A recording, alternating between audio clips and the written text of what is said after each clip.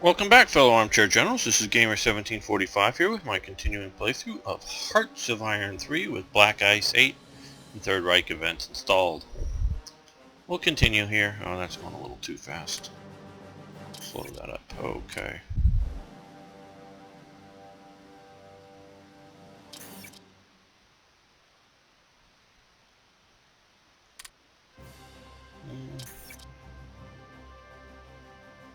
Paraguay, well, yeah, if you ever decide to join the Axis, let us know. We'll be happy to have you. Okay. We have the Molotov-Ribbentrop Pact to decide to do here or not. Well, I guess the real decision is when to do it.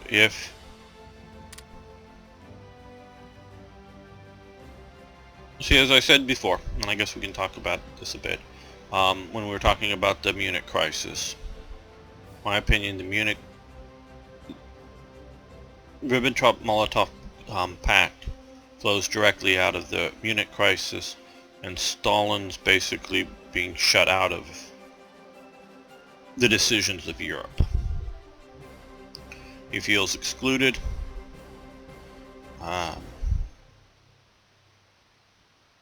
And remember that this is at a time when there's actually attempts by Britain to negotiate with the USSR in an anti-Nazi alliance. That's not talked about much today, but they were doing it. It was... I don't know if it ever could have gone through. It obviously couldn't have gone through if you'd done the Molotov-Ribbentrop Pact.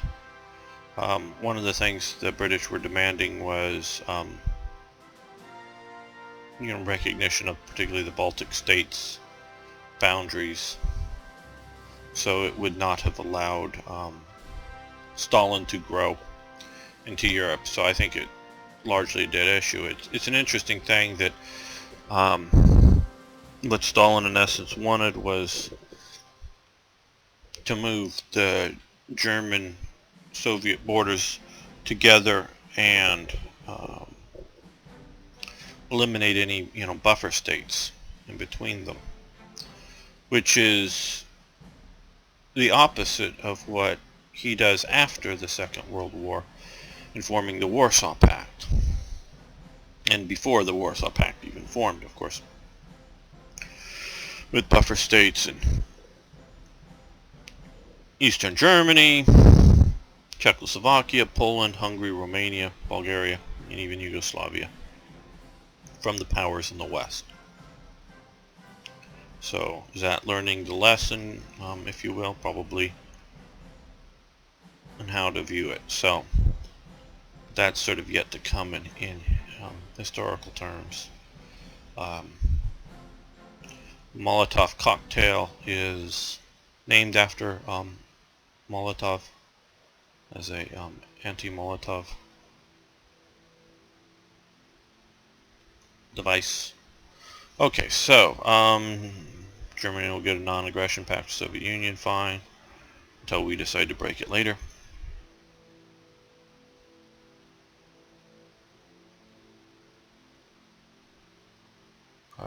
Improved relations there. Basically, United Kingdom and France will lose some neutrality. We will do this. Now, obviously you can read about it here. One of the things that didn't get covered much at the time, but is a consequence of this, it's very telling that it very much seems to be, and maybe somebody can pull up the newspaper articles where the governments denounce this pact, but none of the anti-Comintern signers, which at this time is Germany, Italy, Hungary, and Japan complain about this pact, but this pact very much breaks the Anti-Comintern Pact. So much so that once Barbarossa starts, Germany goes on a diplomatic offensive, and I've not yet made any events covering this, going back to all these nations and more, in signing a new Anti-Comintern Pact, including nations like Japan again signs it, though Japan obviously didn't go to war with Russia or Soviet Union in World War II. Another signer, the later one, was Denmark. That's why Denmark participated. The first group of soldiers that went to fight in the East were active duty Danish soldiers that had originally been informed that they would be fighting in their own uniforms and for their nation against the communists, not to be fighting against the Western powers. They were just, in essence, dumped into the SS and given SS uniforms and not really given a choice about that. The later recruits were much more, my understanding, much more ideologically inclined towards National Socialism. There's always an element with the foreign peoples in the, I'm thinking mostly here in the terms of what I would consider, most of us would consider Western nations, of continuing anti-communist fears, and I think just in some cases adventurism, if you will, poor economic outlooks, people just wanting to be part of the fight. Obviously you have Swedes and Swiss that aren't occupied peoples, but you have also, Norway, Denmark, the Low Countries, France, provided a lot of volunteers specifically on the notion that they were only going to be employed in the East and not against their own people, not against the West. That didn't always work out the way they were originally promised. Okay, but basically this sets up so the Baltic states and Finland, well, actually, as it's saying here, there was a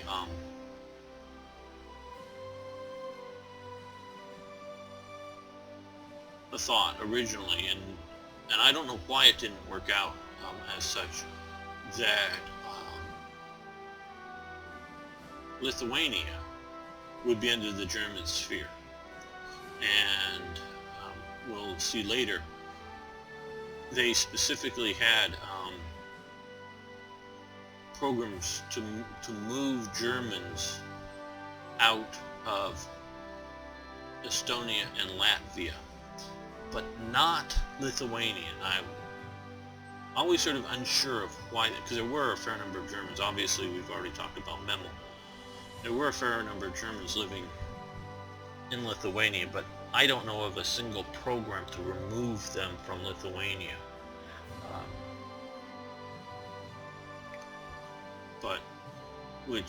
And so I don't necessarily get what happened there.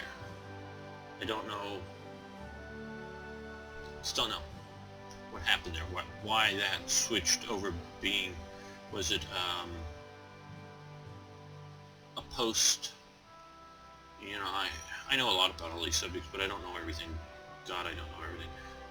Was it a post-Polish partition separation that maybe they changed the borders from what they originally planned on partitioning Poland and gave Germany a bit more or something, that then, well, okay, you can have Lithuania, because obviously the first act of all of this is the partitioning of Poland before the other countries are done. So I don't know if there was some other mutually agreed upon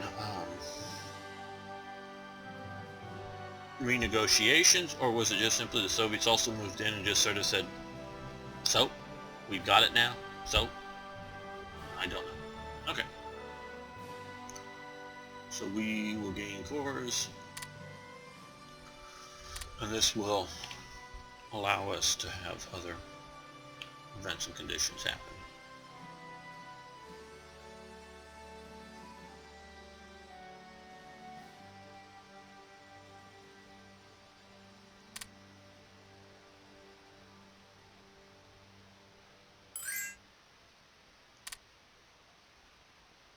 No.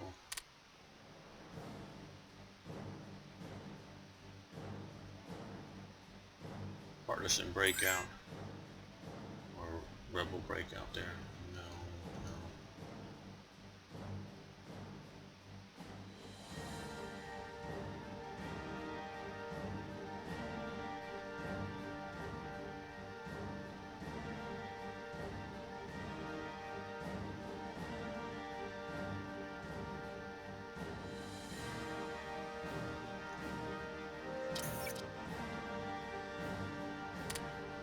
Okay.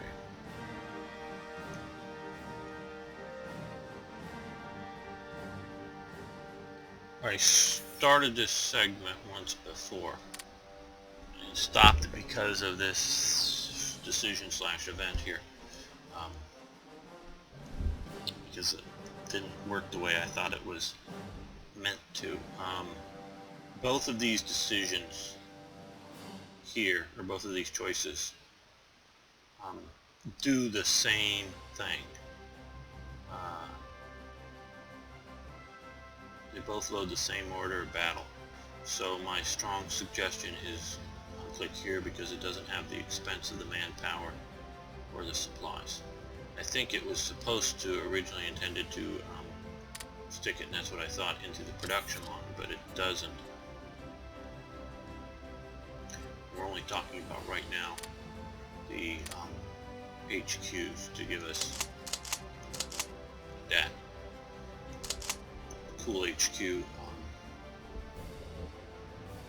symbols, map symbols for the counters, not complete divisions.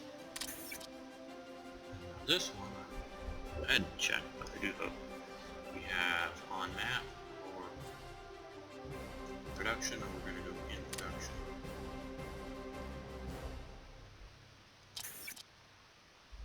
Bump it to the top. That apparently is working right, the way we should and would expect it to work.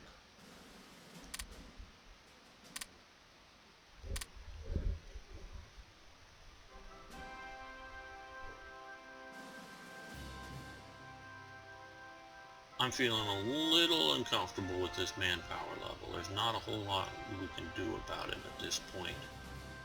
We have 3-year draft. We have the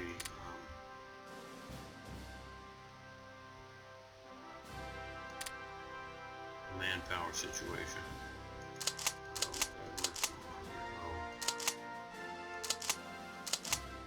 Decided to put it to the same, put it in the same location. Okay, these, I built these particularly.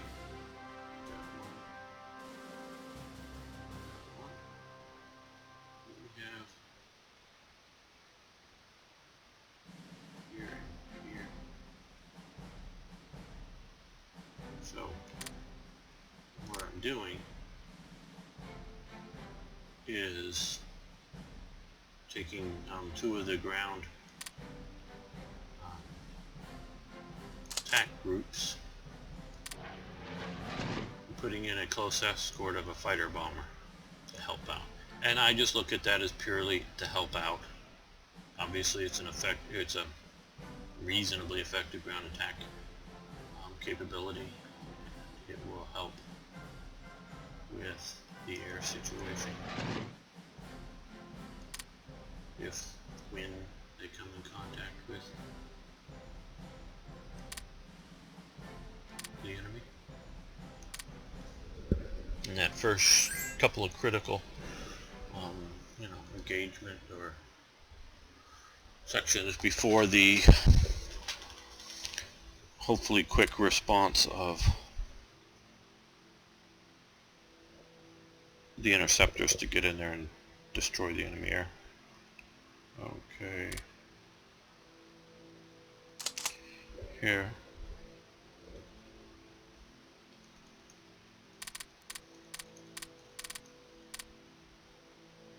So now we have the 25th Panzer Division.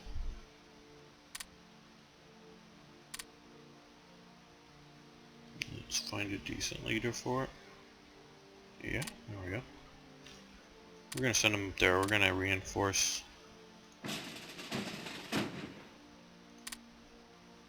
East Prussia with that.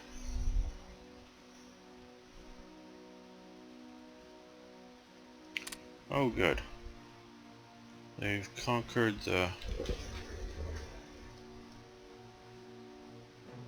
Gangxing clique. Annexed it.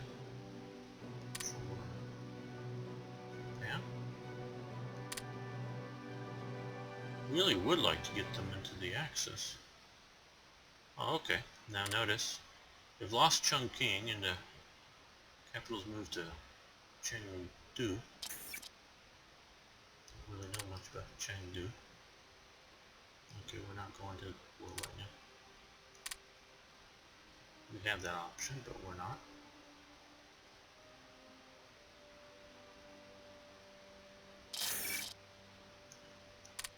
This is one of the good elements of the Germans, of the Molotov-Ribbentrop Pact, is the German-Soviet Commercial Agreement, 1939.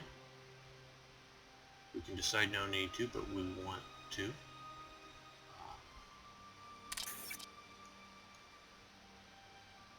So here we will get more oil, more rare materials. Cost is 2% in supplies, that's very historic. 2% in ICs and 5% in supplies. That's basically us enabling Soviet industry to resist German aggression. Without this and some previous German-Soviet commercial agreements, Germany would not have been, to the best of my understanding, Germany would not have effectively been able to build the T-34 and the KV series tanks. They would have been limited to things like the BT series, the 5, the 7, and those sort of super big giant tanks with multi-turrets. And what's sort of interesting about all of those, and not that they couldn't build a big tank, is the thickness of the armor and the steel plates that they could make, and particularly roll to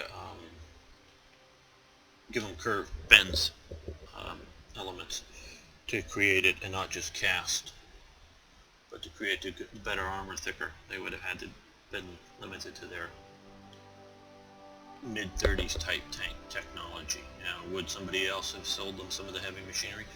Quite possibly.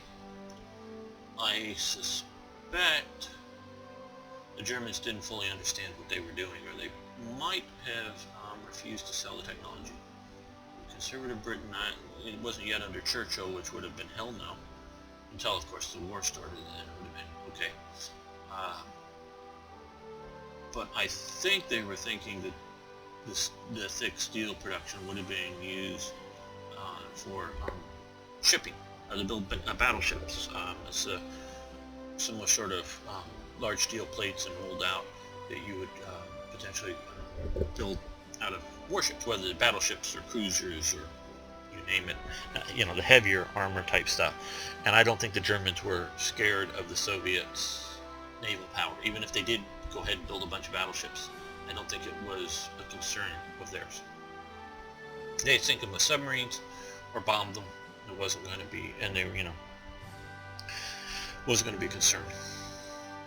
So that's very historic. Obviously, the Soviets provided lots of crude and rare materials, and of course we gained a better relationship with the Soviet Union.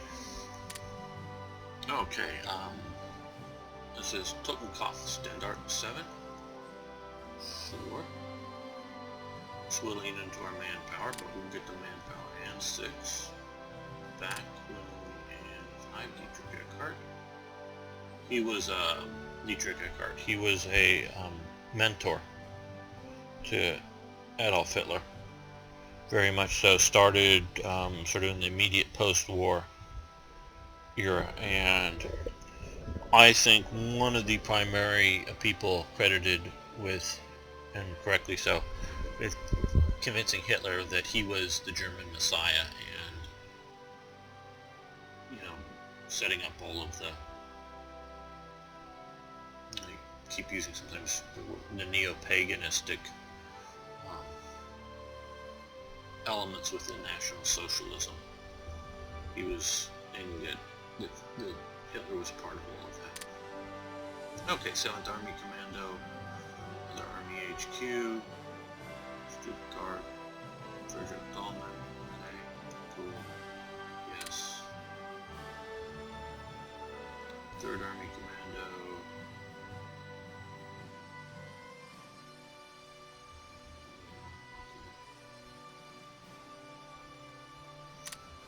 I'm only at best vaguely trying to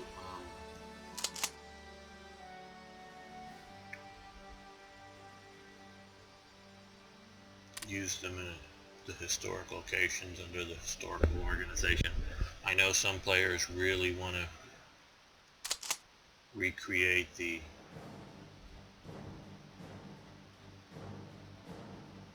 we're going to leave him in the west here. We're going to really try to recreate the historical order of battle. Not that I don't have an interest in it, I guess I just don't have quite, as you see here, just complete detaching and attaching. And so that we have, and we're going to unattach these in a while. Micromanagement desires to go in that much detail.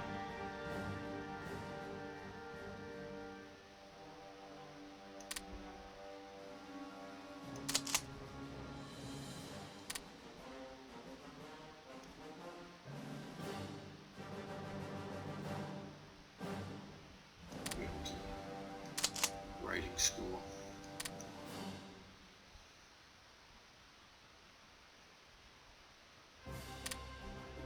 That's historically incorrect, but we've run out of, I believe,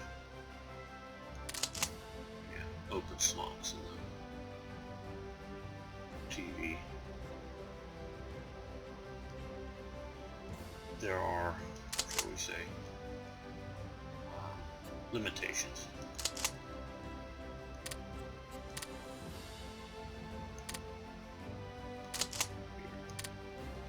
Just quickly, there we go. I'm not going to completely reorganize everything yet. I'm going to overorganize it right now. If you like, you can. I'm basically have decided to wait for the beginning of 1940 and good weather to start the war. I know I want to get it to the battle too. Okay, NSKK Transport Standard Tote. This is a says here started out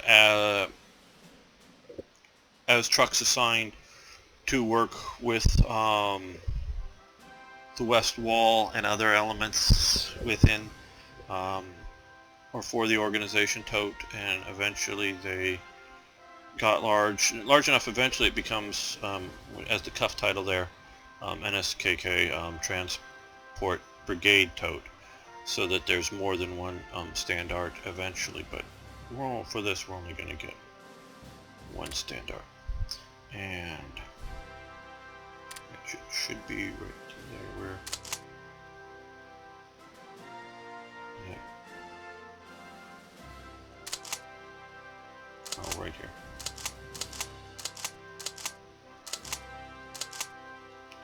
So, do with it what you will. I created this because I quite honestly had long wanted to create units like this, but what they primarily did in the war was move supplies, and so that you would, I guess, attach them to HQs, like Corps or Army type HQs to help supply. And some of the people have suggested that you create a modifier like some of the others to 1% better supply throughput. The problem I have with that is that it's sort of universal. It isn't just like in a region temporarily. So I wish these, if I stuck it somewhere, I wish supplies would flow in that area a bit more. But if you have a which it would be historically correct, yeah, maybe not, the Panzer, but like attach it to the 8th Army if you want the 8th Army HQ to move faster, because that's in essence what they were. They started out, I think the first NSKK, I think it was mostly the tote unit, very quickly, and we were talking in the earlier episode about the fuel can situation in the truck driving.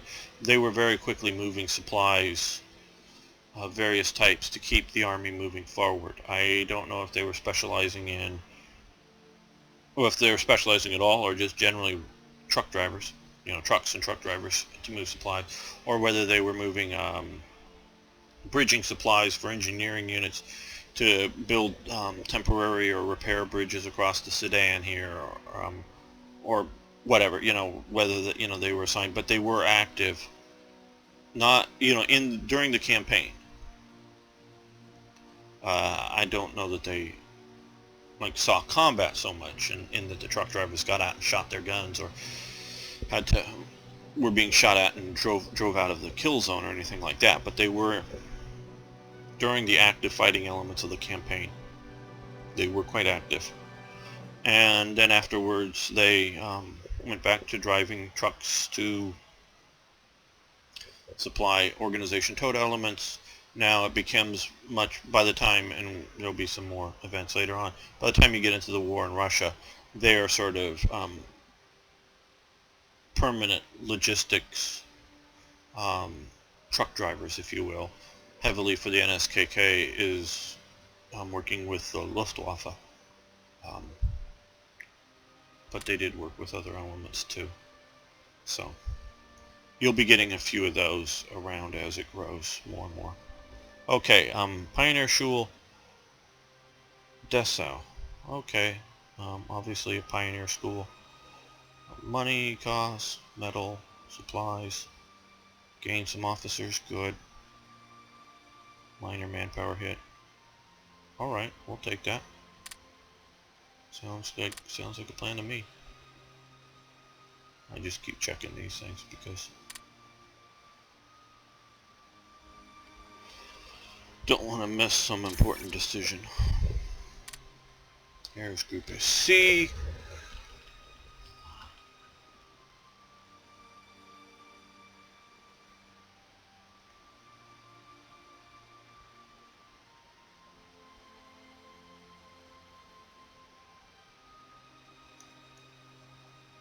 C is in the west.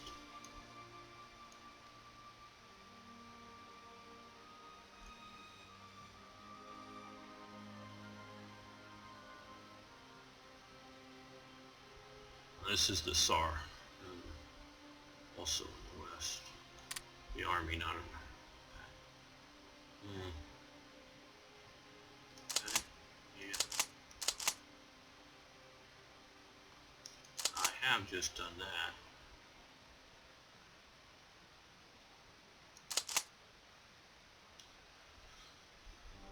These are rather good commanders. Now obviously I can shift those around, and I may be doing that.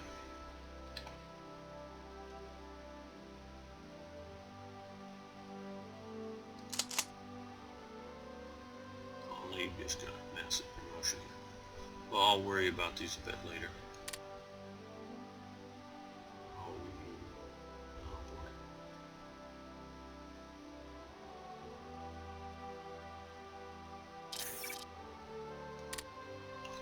boy. Okay, the King George V is launched. That, I believe, is a British battleship.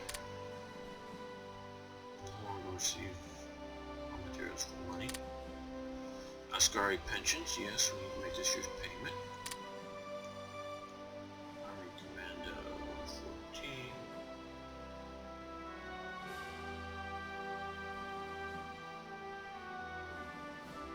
Yeah. Poles.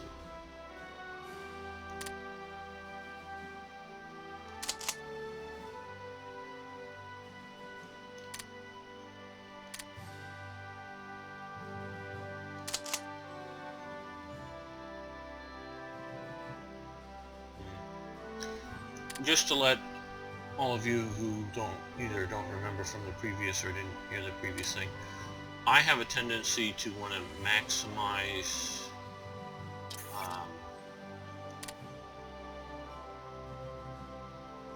Siegfried line. See now, here's another one, another army for the Siegfried line. This army was renamed 1830, sure. And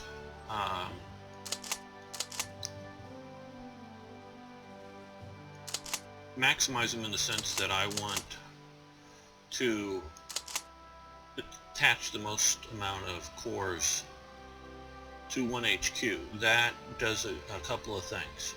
One, as my understanding is, all these subunits of it that get in combat, a certain percentage of experience flows up. You won't be earning any more traits. So if you want to improve their traits, you need to put whether it's a Corps command or Army command, you need to put it in the front line. But they will earn more, more skill. Will go up. So the more units under them, the more experience flows up from combat. So if you have one army commanding 2 corps, and each corps has just 2 divisions in it, say, or 2 or 3 divisions, which is quite often historically correct. They weren't always maxed out like this.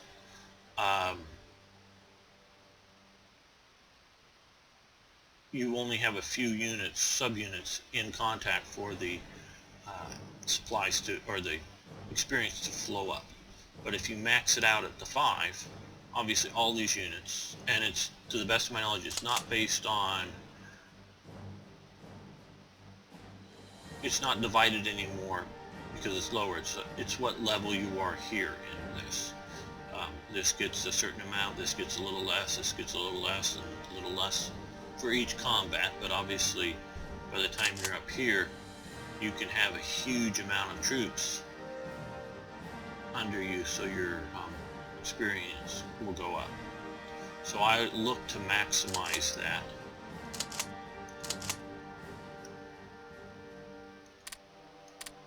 Which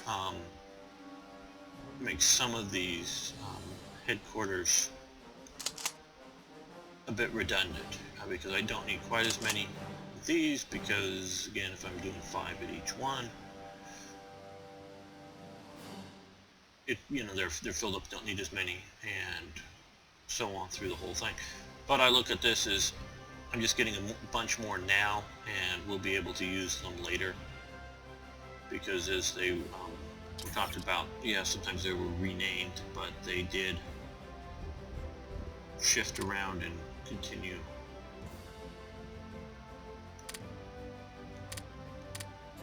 service under different titles and different theaters as the war went on.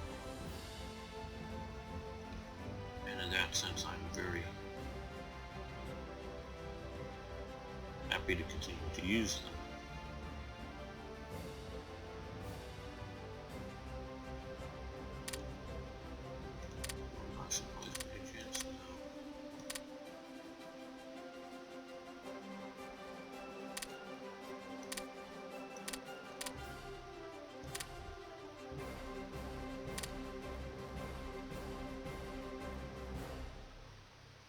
They'll buy supplies from me. I've been too much of a bad boy for them to want to do that anymore.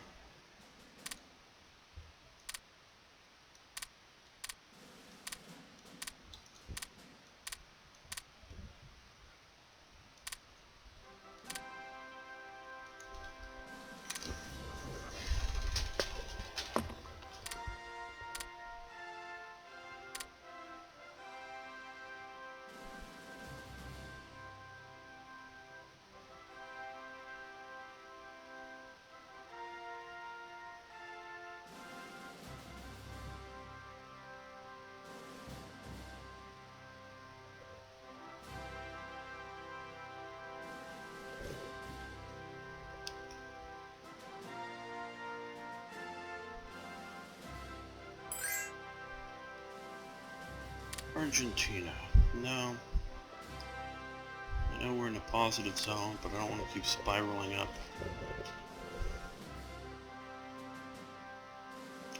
We're taking a look over at China. That's where the action is currently. Hungary? No, thank you.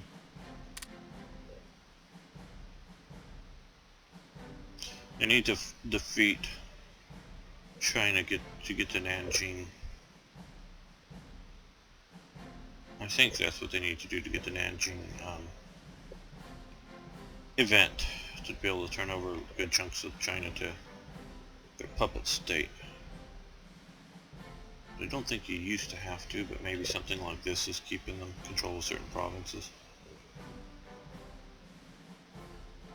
You can't see it right now, but revolt risk would be really high in your areas, as it should. Fighter ground crew has improved. All right. Oh no, it's this tech. Okay, we'll move it over to nanopilot. Are we? Yeah, we're a little no. Let's kick this up to get that out quickly.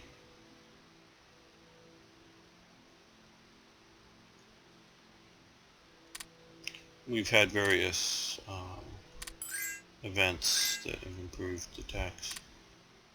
Money for oil, decline. Oh, I probably should have done that one. Want to get Romania close enough to me. This is another thing you can look at doing, and like I say, I probably should have just done that. And still buy some.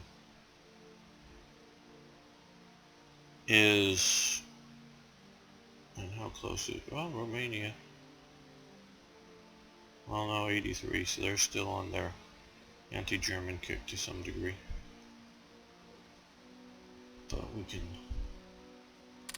see if we can buy one oil. Okay. Is once they get close enough to Germany, we'll get the Ploetzi effect.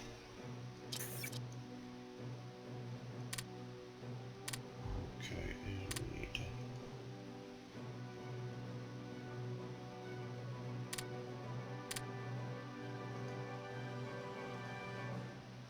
make sure we're in the positive there. Now, we do have organized the Großdeutschland League Infantry Regiment. This is a late war photo with Maffentel, and it's a later, well, it's a camouflage pattern from fairly later, but I do believe that's a late war photo. I do believe so. Okay, on map or in production queue, we're gonna go with the in production queue. And remember to throw it up top.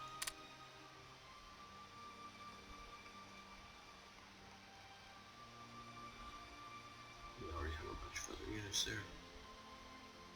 And War Games office offer.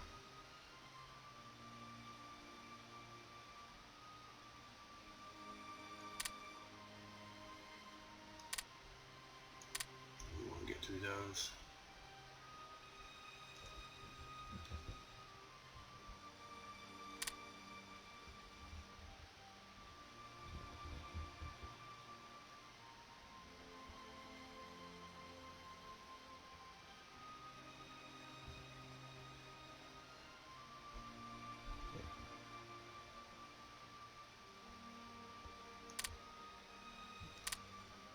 Escorts to my sea operators. My big specialist units, but normal operating units.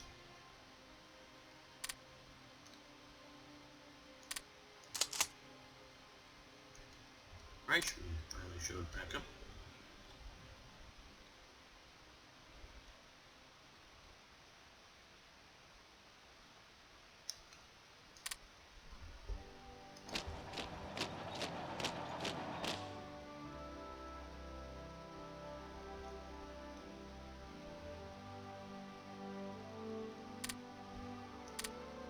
This use this other abandoned.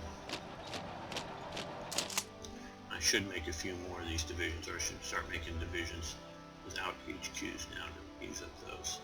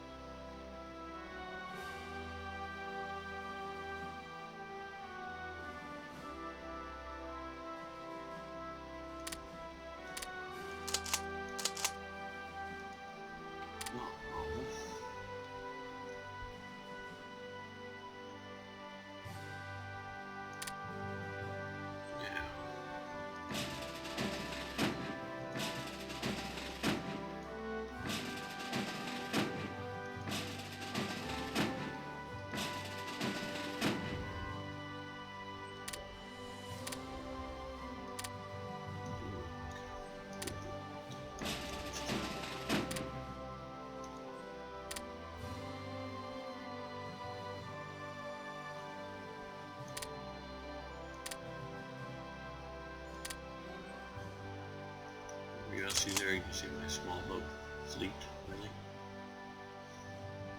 It's going to move out.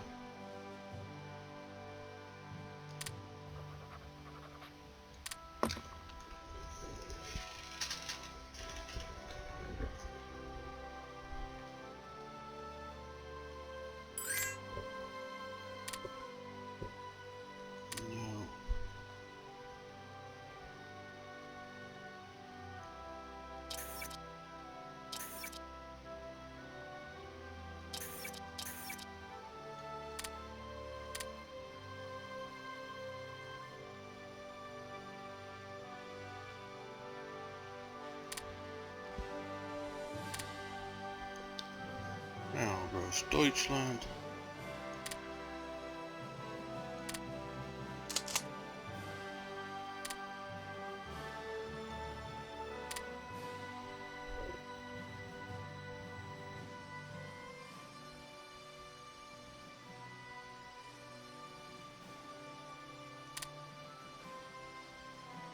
Here we go.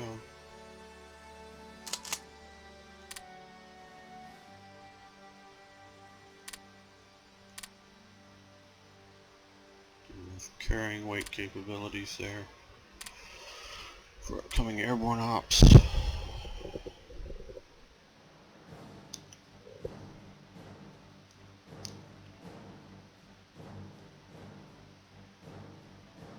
Oh, we stole some British blueprints. That's good. Gun positions, twin engine airplanes to level 3. Let's take a quick look at that. It's here. We've improved that, produced a little bit of range, but otherwise improved things. That's good.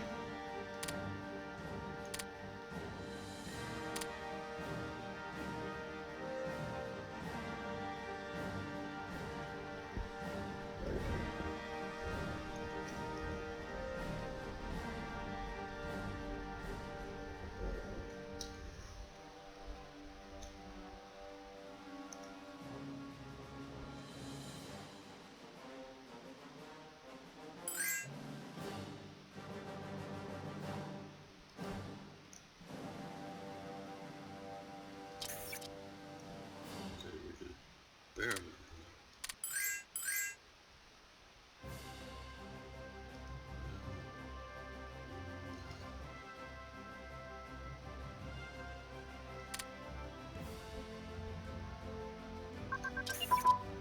We really need to get that number up.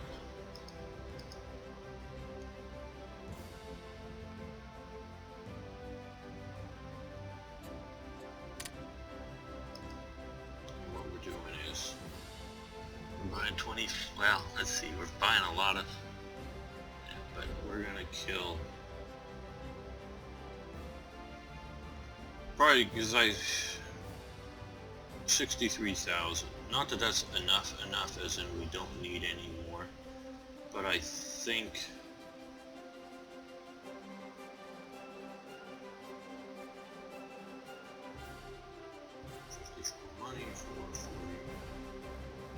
I think it's a situation where we don't need to continue to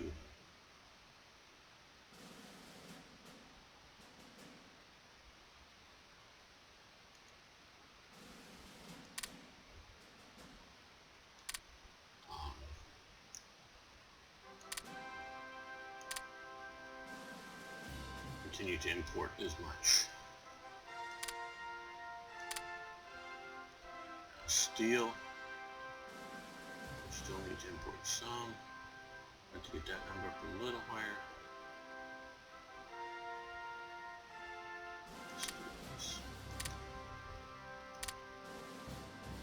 Okay, artillery unit combined arms has advanced.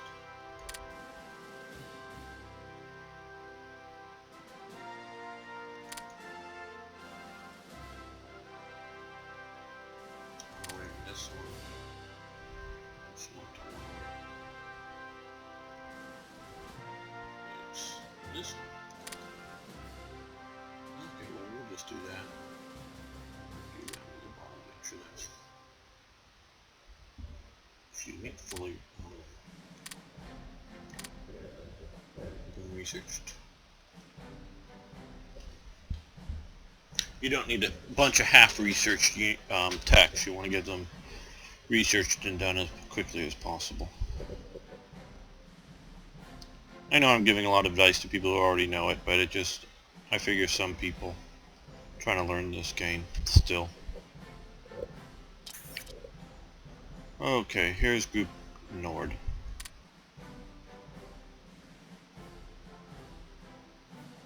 Trader von Bach in command. Here's Group Nord. Alright.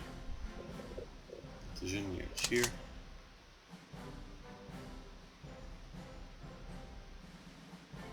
No, not in Berlin. Oh, interesting. Ah, up here. Okay, well we can do that. And then we'll take, not the SA, this one.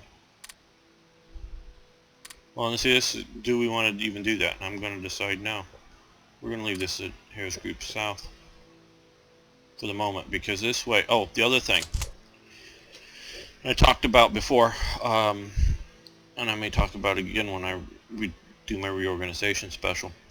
We talked about experience flowing up and that it being very useful for that. Also, concentrating your few really good commanders to be used will mean more skills flowing down. Some skills like Logistics Wizard do flow down to lower the levels.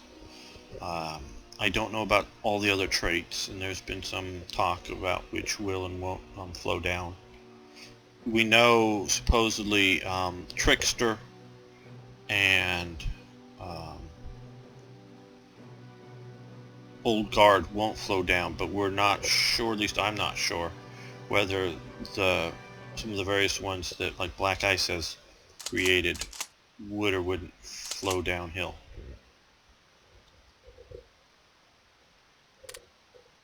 Here we go. As well, so I don't know what the answer for sure on that, but that's sort of a reason. You know, well, he's a good commander, but do you want him or do you want von Rundstedt, which is a one skill level higher? That's sort of the thing.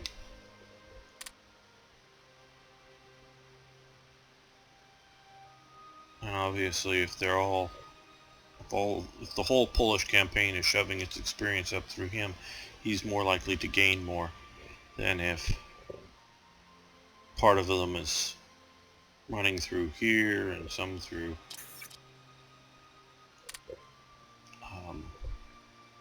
you know, this HQ down here, OB West, that we inherited via Austria. Okay, the SD, the Reich oh god, nah, something, headquarters. This is basically the police element to the SS. That's not referring to the element that is the actual, the police, the ORPRO, but the actual sort of security elements within the SS. And it also included their intelligence formation, so they will get that headquarters with Heydrich in charge of it. Now he's of equal level to, this headquarters is equal level to the SS Hauptamp. So they both have currently the equal levels. So neither one is in charge of the other. And Himmler is officially in charge of the SS, is everything that I read, but he is not running any of these offices. And it seems sort of strange. I don't entirely understand it, but there will be creation of another office level in which finally Himmler is placed in charge of it. So, he's in charge of the SS, yes, but sort of like administratively not, but he's the administrator. I don't know. Or it's just maybe he's in charge, but other officials are officially running it, but he's, doing it himself in actuality. Okay. Defense research report. Okay, minor research. Oh well, still better than nothing. Okay, well, I think we're going to end this session here. Oh, let's see what research did we get.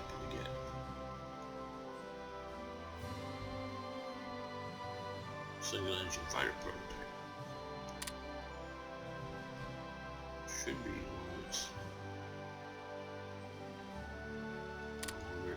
it's obviously no longer able to research, so that's pushed that up.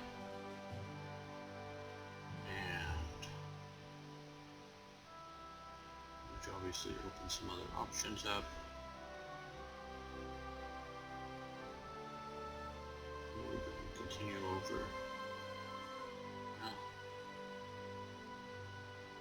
Here, I guess. Alright, again, I want to thank you for liking the videos. Thank you for posting comments. It's very interesting to read what you have to say. Thanks again. See you next time.